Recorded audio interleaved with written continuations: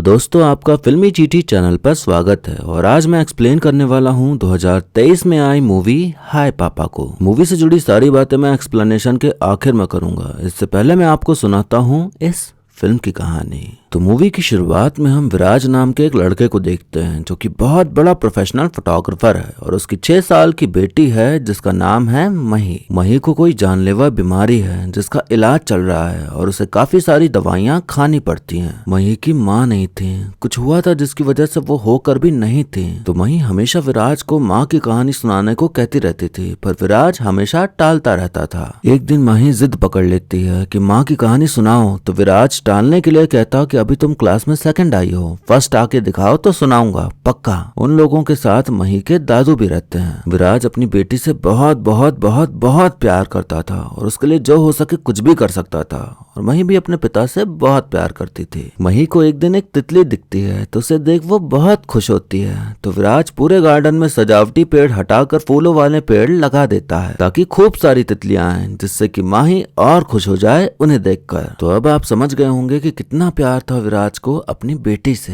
विराज ने वादा किया था कि अगर माही फर्स्ट आई तो वो माँ की कहानी सुनाएगा। तो उसने खूब मन लगा के पढ़ाई की और फर्स्ट आ ही गई। पर विराज कहानी सुनाने को मना कर देता है क्योंकि उसे पिछली बातें याद नहीं करनी थी, क्योंकि कुछ ऐसा हुआ था जो नहीं चाहता था कि मही को पता चले। मही जिद करने लगती है कि आपको सुनाना ही पड़ेगा, आपने वादा किया था। तो विराज का पहले से ही मूड ऑफ था काम की वजह से, तो वो उसको डांट देता है। सुबह दादू विराज को उठाकर कहते हैं कि स्कूल से कॉल आया था, मही स्कूल नहीं पहुंची है और उसका कहीं भी पता नहीं चल रहा। मही निकल गई थी अपने पालतू कुत्ते प्लूटो के साथ बाहर अपने पापा से नाराज होकर। प्लूटो अचानक भागने लगता है और भागते भागते वो यशना नाम की लड़की के पास पहुंच जाता है। मही उसके पीछे भागते भागते हांफने लगती है तो याचना उसे पानी देती है। तो मही कहती कि मैं ये नहीं पी सकती, मैं गर्म पानी ही पी सकती हूँ क्योंकि मुझे 65 रोजेस नाम की बीमारी है। मही जाने लगती है कि तभी प्लूटो बीच सड़क पे ही रुक जाता है तो एक ट्रक आ रहा होता है। तो याचना मही को बचा लेती है, फिर विराज को फोन करके उसे बुला लेती है। विराज आते ही मही को डांटने लगता है तो याचना सब बताती है कि क्या क्या हुआ। तो विराज मही का ख्याल रखने के लिए उसे शुक्रिया कहकर मही को लेके जाने लगता है, पर मही नहीं जाना चाहती थी क्योंकि उसे पहले माँ की कहानी सुननी थी। यशना भी कहती कि बच्ची से किया हुआ वादा ऐसे तोड़ना अच्छी बात नहीं होती।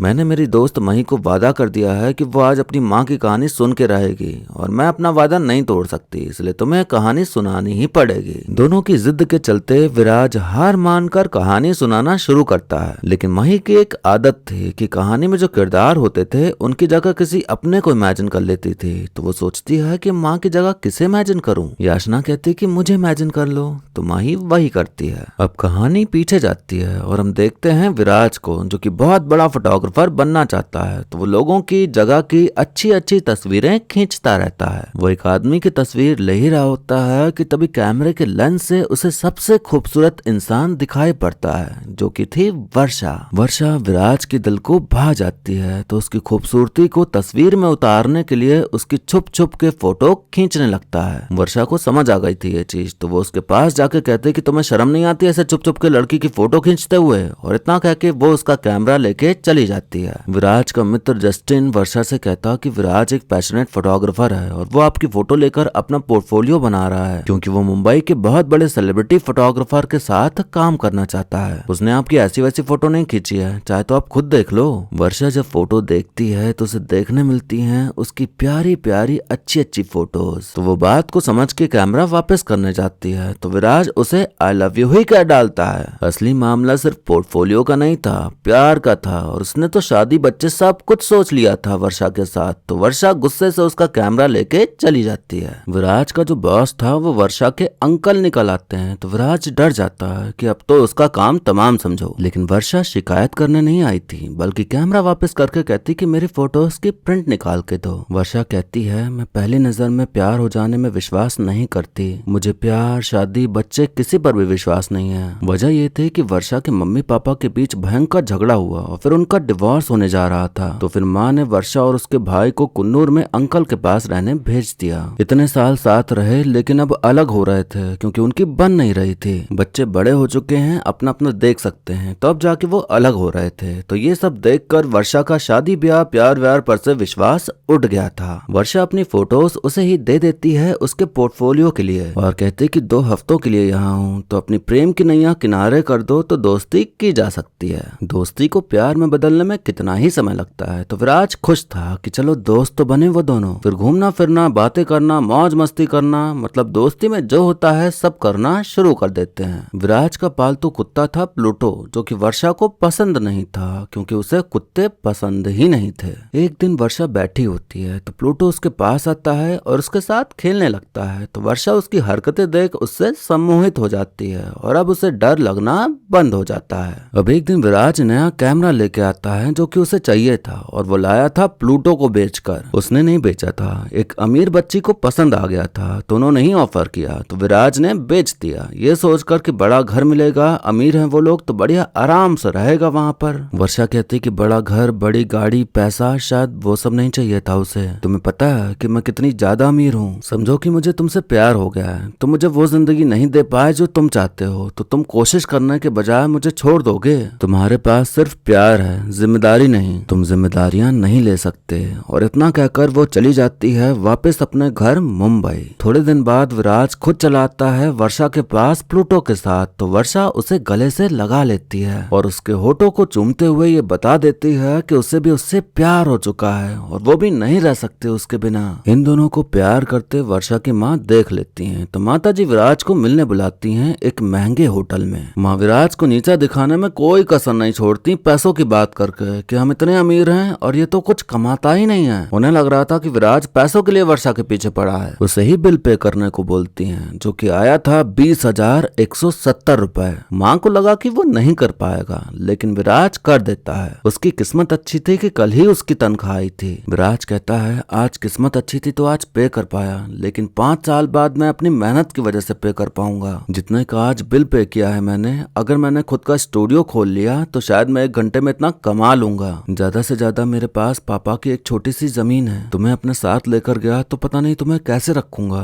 पर तुमने साथ दिया तो मैं सब कुछ संभाल लूंगा, पूरी दुनिया जीत लूंगा तुम्हारे लिए। वर्षा शादी के लिए हाँ कर देती है और थोड़े टाइम बाद उनकी शादी हो भी जाती है। वर्षा को गाना पसंद था तो एक कैफे में गाना गाना शुरू कर देती है। पहले उन्होंने एक छोटा सा घर लिया जहाँ बारिश का पानी भर जाता था, लेकिन ऐसे जिंदगी नहीं चल सकती थी। तो विराज पापा की जमीन बेचकर खुद का स्टूडियो खोल लेता है और फिर तगड़े तरीके से मेहनत करके वो बहुत बड़ा फोटोग्राफर बन जाता है और अब उसके पास पैसे ही पैसे थे और खुद का बड़ा बंगला भी हो गया था। शादी को 3 साल बीत जाते हैं तो एक दिन विराज के मन में ख्याल आता है कि हमारा बच्चा होगा तो उसकी नाक किस पर जाएगी, तुम पे या मुझ पे। वर्षा उदास हो जाती है और कहती कि मुझे बच्चे नहीं चाहिए। मैंने देखा है खुद को सफर करते हुए, जब मेरे माँ बाप झगड़ा करते थे, बहस करते थे, जब अलग हुए। वर्षा का कहना था कि शादी पर विश्वास नहीं था, पर तुम्हारा प्यार देख के पिघल गई। लेकिन क्या पता आगे चल के हमारे बीच लड़ाइयाँ हों, झगड़े हों तो हमारे बच्चों पर बुरा असर पड़ेगा, तो मैं उनको वो तकलीफ नहीं देना चाहती जो मुझे हुई।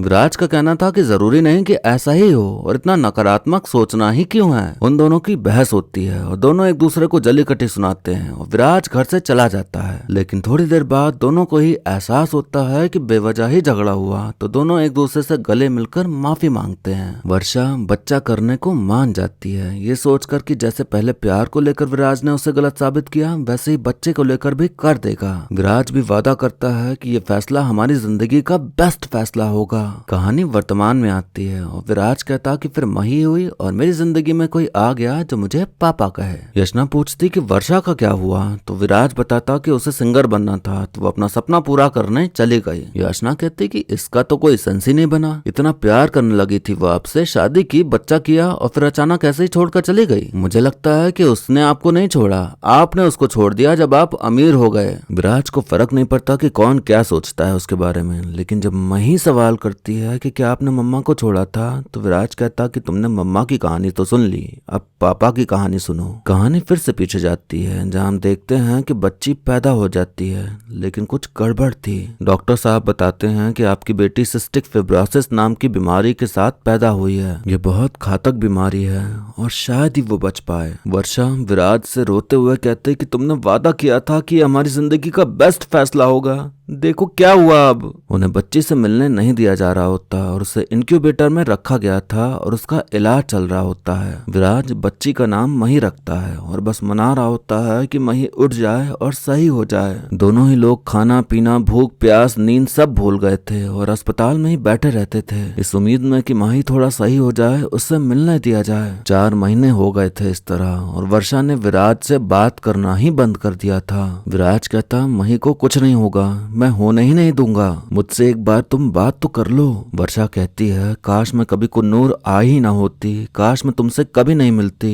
काश मुझे तुमसे प्यार ही ना हुआ होता, काश तुमसे शादी ना की होती। जब तुमने बच्चे की बात की काश मैंने मना कर दिया होता, काश मैंने मही को जन्म ही ना दिया होता। ये सब सुनकर मही रो पड़ती है और कहती कि अब कुछ मत बोलो पापा, प्लीज घर चलो। यशना मही को चुप कराने की कोशिश करती है पर मही उससे बात ही नहीं करती क्योंकि अपनी माँ की जगह उसने उसे इमेजिन किया था। माँ ने ऐसी बातें बोली थी तो वो अपनी माँ से नाराज हो गई, तो वो कैसे बात कर लेती उस इंसान से जिसे अपनी माँ समझ के कहानी सुन रही थी वो। यशना विराट से पूछती है कि उसके बाद क्या हुआ था, तो कहानी फिर से पीछे जाती है जहाँ हम देखते हैं कि वर्षा ये सब बोल ही रही होती है कि तभी उनकी गाड़ी का एक्सीडेंट हो जाता है। वर्षा ने सीट बेल्ट नहीं लगा रखी थी तो वो कांच को तोड़ते हुए बाहर निकल जाती है और उसकी मौत हो जाती है। ये सुनकर यशना को रोना आ जाता है, कितने बड़े दुख के साथ गुजरा है विराज। पर विराज कहता कि मैं अब आगे बढ़ चुका हूँ तो सब ठीक है। यशना अपने घर चली जाती है लेकिन उसके दिमाग में विराज और मही और उनकी कहानी ही घूम रही होती है। विराज भी घर आ जाता है और अपना लैपटॉप ऑन करता है तो हमें वो फोटो दिखाई देती है जो विराज ने वर्षा की खींची थी पहली बार। उस फोटो में कोई और लड़की नहीं, यशना थी, जिसका मतलब यशना ही वर्षा है। यशना के गले के पीछे चोट का निशान था जो कि उस एक्सीडेंट की वजह से आया और हम फिर उसकी माँ को भी देखते हैं तो यहाँ कंफर्म हो जाता है कि मही ने याचना को माँ इमेजिन किया पर असल में वही उसकी माँ है।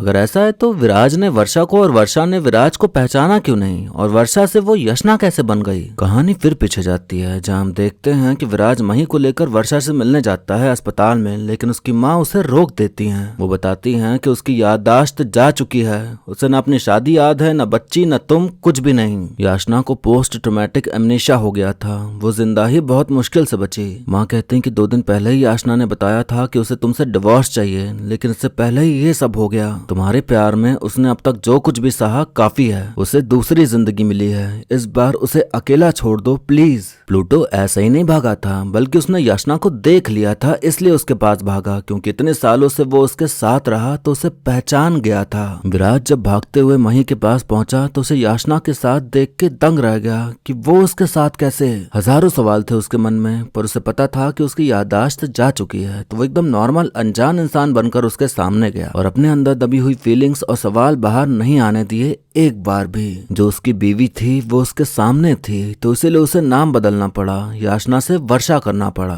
विराज को माँ की बातें सही लगी, उसने वादा किया था कि वो याचना को कभी दुखी नहीं होने देगा, कभी रोने नहीं देगा, लेकिन इस चीज में वो विफल हो गया। इसीलिए वो अलग हो गया उससे ताकि वो अच्छे से अपनी जिंदगी जी सके जो दोबारा उसे मिली है। खुद से वादा किया कि वो और मही उसकी जिंदगी में कभी वापस नहीं आएंगे, लेकिन किस्मत भी ऐसी चीज है कि उन दोनों को उसके सामने ले ही आई। यशना को मही की चिंता हो रही थी तो वो विराज का कैसे भी पता निकाल के उसके घर पहुंच जाती है, लेकिन विराज उसे मही से मिलने नहीं देता। यशना कहती कि मही को जो बीमारी है उसके बारे में मैंने सर्च किया तो पता चला कि वो ज्यादा दिन तक नहीं जी पाएगी। विराज कहता कि जब पैदा हुई तभी डॉक्टर ने यह कह दिया था, घर आकर उसका रूम तैयार किया क्योंकि मुझे भरोसा था कि वो मुझे छोड़कर नहीं जाएगी। फिर 1 हफ्ते में हॉस्पिटल से वो घर आ गई, बोला कि नर्सरी तक नहीं पहुंचेगी। मैंने 10th क्लास तक की फीस भर के एडमिशन कराया, आज वो क्लास में फर्स्ट आई है। कहा 3 साल बच गई तो समझो चमत्कार है, आज वो 6 साल की है और आगे भी 65 साल तक एक खूबसूरत जिंदगी प्लान कर रखी है मैंने उसके लिए। अगर वो जाना चाहेगी क्या मैं उसे जाने दूंगा?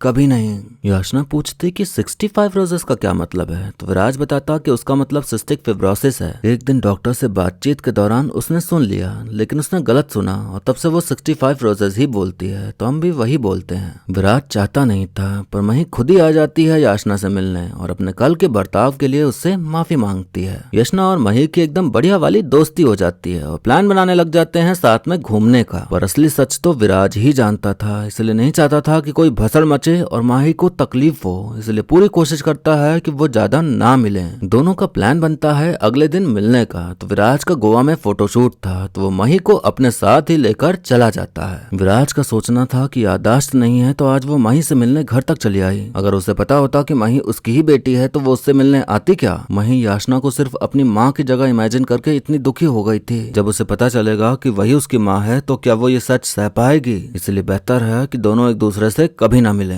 दादू को पता था कि याचना मुंबई में ही है और एक हफ्ते में उसकी शादी होने वाली थी, पर यह सब दादू ने विराज से छुपाए रखा ताकि उसे दुख न पहुंचे। वहीं छुप छुपा के जस्टिन का फोन लेके याचना को फोन कर उसे सब बता देती है कि वो कहाँ है। और आज मही का बर्थडे था जो कि याचना को याद होता है पर पापा को नहीं याद था। मही को बुरा फील हो रहा था कि पापा को उसका जन्मदिन याद नहीं, तो याचना आ जाती है उसका जन्मदिन मनाने, उसे खुश करने। लेकिन मही को ये बोलती है कि सब पापा का प्लान था ताकि वो अपने पापा से नाराज ना हो। अब हम वहाँ याचना की बहन नेहा को देखते हैं। याचना का कोई भाई नहीं था बल्कि बहन थी। विराज ने शायद कहानी में भाई इसलिए बनाया ताकि सब कुछ सेम सेम ना लगे याचना को। याचना को ये भी याद नहीं था कि उसके माता पिता अलग हो चुके हैं। उसे लगता था कि उसके पापा 3 साल से यूएस में ही रह रहे हैं नेहा के साथ। नेहा कहती है मही और याचना दोनों एक दूसरे के साथ बहुत खुश हैं, तो प्लीज उन दोनों को कुछ दिन के लिए एक साथ रहने दो ना। विराज को भी मही की खुशी दिखाई दे रही थी तो वो मान जाता है। विराज को काफी बुरा फील हो रहा होता है कि वो मही का जन्मदिन कैसे भूल गया। याचना कहती है कि 6 साल पहले मेरा भी एक्सीडेंट हुआ था, बिल्कुल तुम्हारी तरह। तुम सिर्फ अपनी जिंदगी का एक इवेंट भूले हो, मैं तो अपनी आधी जिंदगी भूल चुकी हूँ। तुम्हारे पास वर्षा की फोटो तो होगी ही ना। तो विराज कहता कि एक भी फोटो नहीं है मेरे पास। याचना कहते कि अच्छा इतना तो बता ही सकते हो ना कि वो दिखती कैसी थी। विराज कुछ भी नहीं बताना चाहता था, पर याचना की जिद करने पर वो अपनी बीवी याचना के बारे में बताने लगता है कि वो कैसी दिखती थी और कितनी प्यारी और खूबसूरत थी। वो ब्लैक साड़ी पहनने और एक बिंदी लगाने के बाद तो वो किसी हूर परी से कम नहीं लगती थी। बातों बातों में याचना विराज के होठों को चूम लेती है, ठीक वैसे ही जैसे पहले किया करती थी। तो विराज को समझ नहीं आता कि ये क्या हो रहा है। कहीं याचना की याददाश्त वापस तो नहीं आ रही या फिर मेरे आने से उसकी मेमोरीज ट्रिगर हो रही हैं। याचना को भी समझ नहीं आ रहा था कि उसने ऐसा क्यों किया और कैसे हो गया अपने आप। विराज ने जैसा बताया था वर्षा के बारे में, याचना वैसे ही साड़ी पहन बिंदी लगा के आ जाती है। तो विराज उसे देखता ही रह जाता है, पर कंट्रोल करता है कि उसकी फीलिंग्स न बाहर आ जाएं। याचना आज है कल नहीं होगी। तो विराज को डर लगने लगा था कि कहीं मही को याचना की आदत न पड़ जाए, नहीं तो फिर दिक्कत हो जाएगी। याचना ने मही की माँ की जगह खुद को इमेजिन किया, तो अब धीरे धीरे याचना को फीलिंग आने लगी थी कि मही को एक माँ की जरूरत है, तो वो खुद को उसकी माँ की जगह देने लगी थी। मही को भी याचना पसंद आ गई थी, तो वो चाहती थी कि वो उसे कभी न छोड़कर जाए। अब यहाँ हमें बताया जाता है कि विराज ने मही का नाम मही क्यों रखा। जिसे प्लूटो बेचा था उस लड़की का नाम महिमा था, तो उसके नाम पे विराज ने मही का नाम मही रखा। महिमा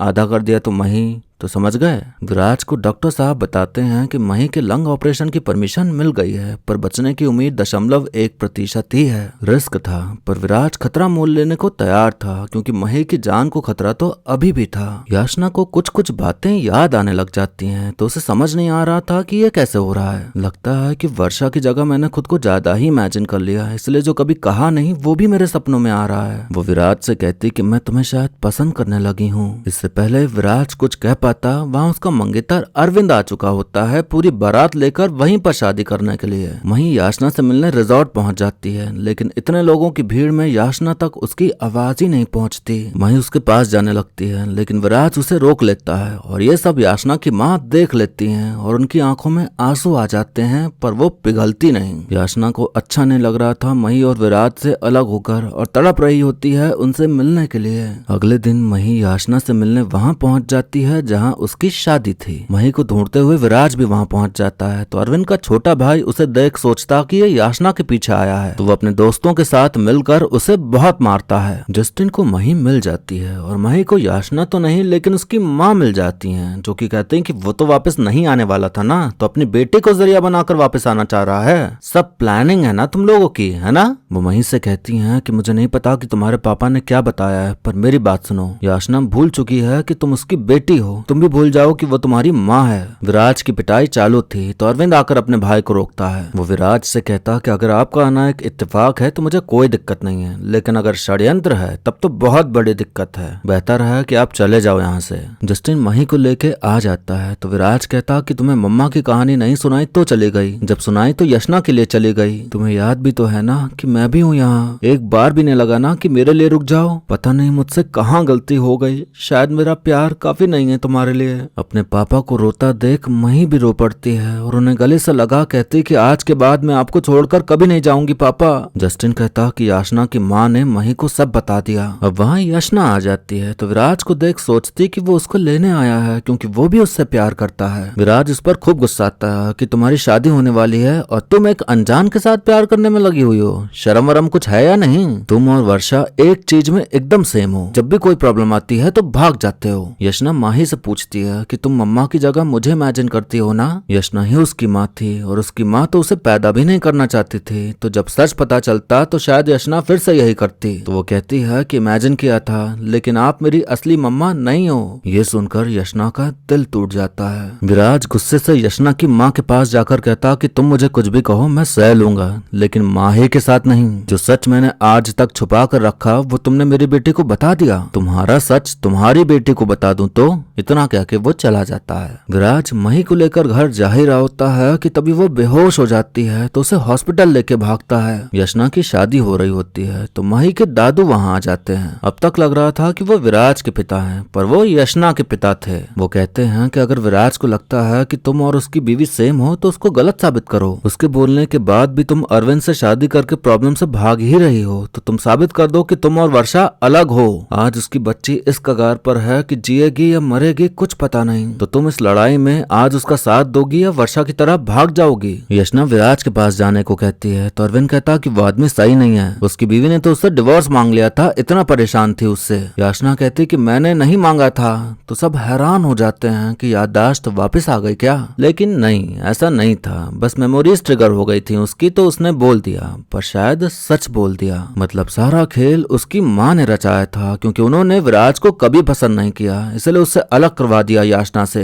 अश्विन याचना को विराज के पास जाने देता है। माँ अपने पति से कहते हैं कि तुमने तो अपनी बेटी की शादी बर्बाद कर दी। पिताजी कहते हैं कि मेरी बेटी की शादी तो बहुत पहले हो चुकी थी, बस तुम ही उसका हिस्सा नहीं थे, मैंने तो केवल उसकी शादी को बचाया है। उस एक्सीडेंट से एक बात तो साबित हो चुकी है, मेरी बेटी याचना जो सब कुछ भूल चुकी थी, उससे ज्यादा मेरी पोती और विराज को मेरी जरूरत थी, इसलिए मैं चला गया था उनके साथ रहने। आज तक ऐसा कोई डॉक्टर नहीं है जिससे वो ना मिला हो। उसने दिन रात एक कर दिया अपनी बेटी की बीमारी दूर करने के लिए। उन सब से लड़ लिया जिन्होंने कहा कि मही नहीं बच पाएगी, और आज तक लड़ रहा है। जो शीश महल तुमने याचना के चारों ओर बनाया है ना, वो पल भर में उसे तोड़ सकता है, लेकिन वो ऐसा करेगा नहीं, क्योंकि कहीं ना कहीं अपनी बेटी से थोड़ा ज्यादा प्यार तुम्हारी बेटी से करता है। कुछ शादियां ऐसी ही होती हैं, और कुछ शादियां ऐसी होती हैं कि जितना भी जोड़ने की कोशिश करो टूट ही जाती हैं, जैसे हमारी शादी। इनकी शादी तो ऐसी है कि जितना भी तोड़ने की कोशिश करो, जुड़े रहने का कोई ना कोई बहाना ढूंढ ही लेती है। यशना विराज के पास पहुंच जाती है उसके दुख में उसका साथ देने।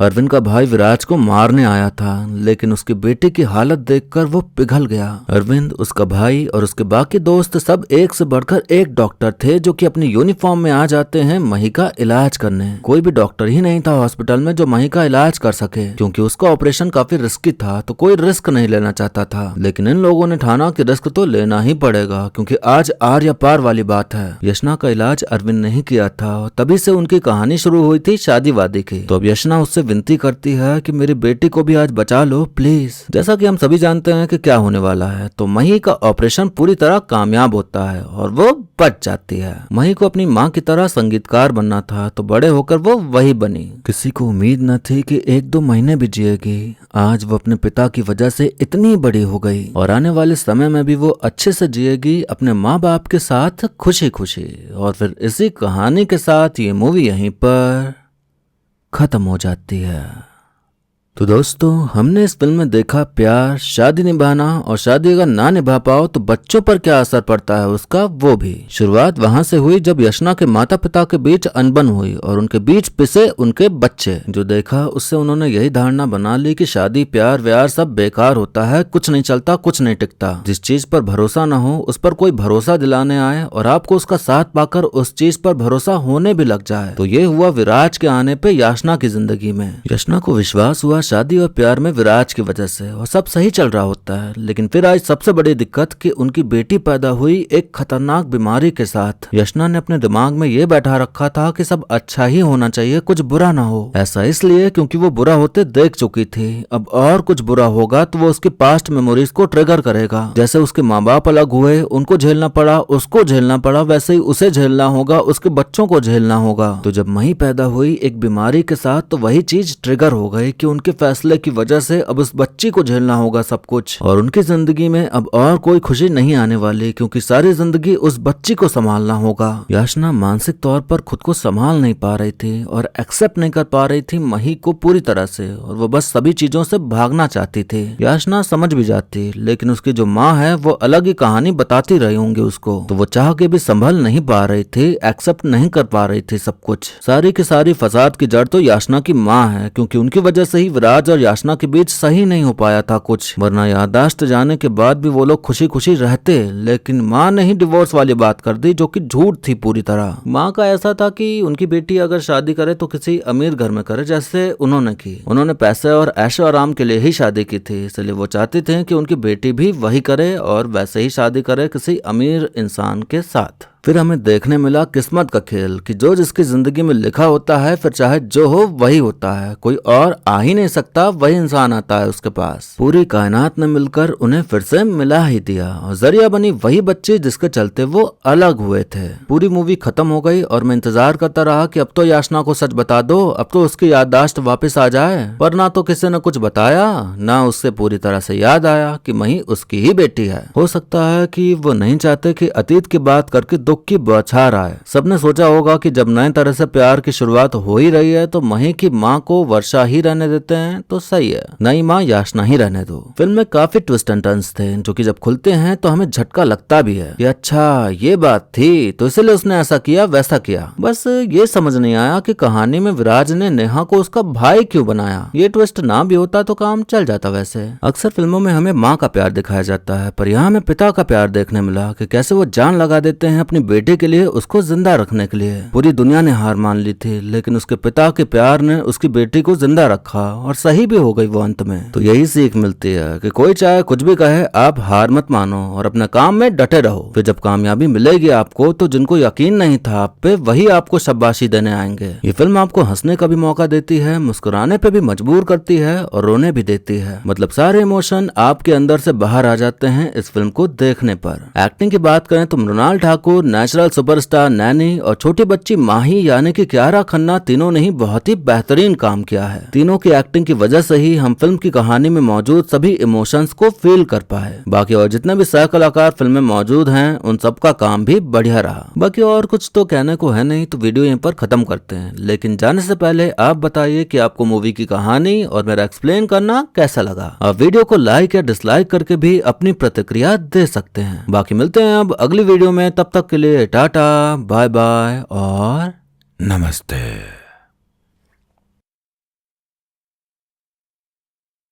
खड़ा हूँ आज फिर कहीं, दिल ये बेकरार है। फिर उसके बाद नहीं आता, मुझे क्या बोलूँ अब, छोड़ो।